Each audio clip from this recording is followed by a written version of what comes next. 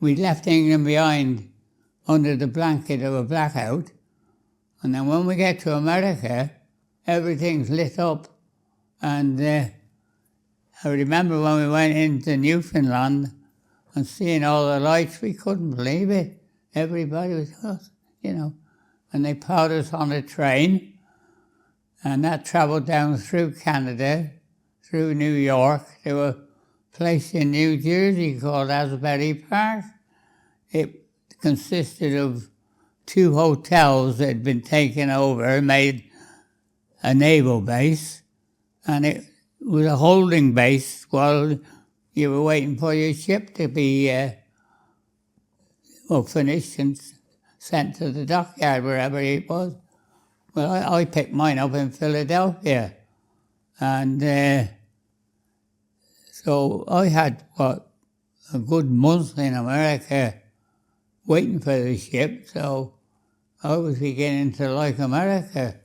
So when we got the ship, that was another novelty, and then we had to wait while we commissioned it and handed it over, and then we spent another month on trials up and down the coast and the river mouth, practicing landings and all that. It was a landing craft what I picked up, and the Americans were making them by the dozen, the big one with the bow doors, and I think that Winston Churchill had it made to his specification when they met in the Atlantic somewhere early on, 41, and that was the agreement he had with the Americans. If they could build this landing craft for them, we could sort of try and drive the Germans out of Europe, so to speak.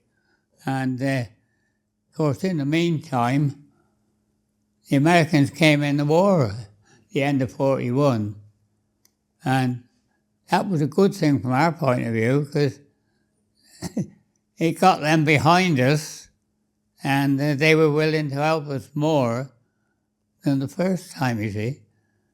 But anyhow, when the ship was ready to sail we went up to New York and loaded a couple of smaller landing craft on the deck, had some provisions and volume, and we sailed for North Africa.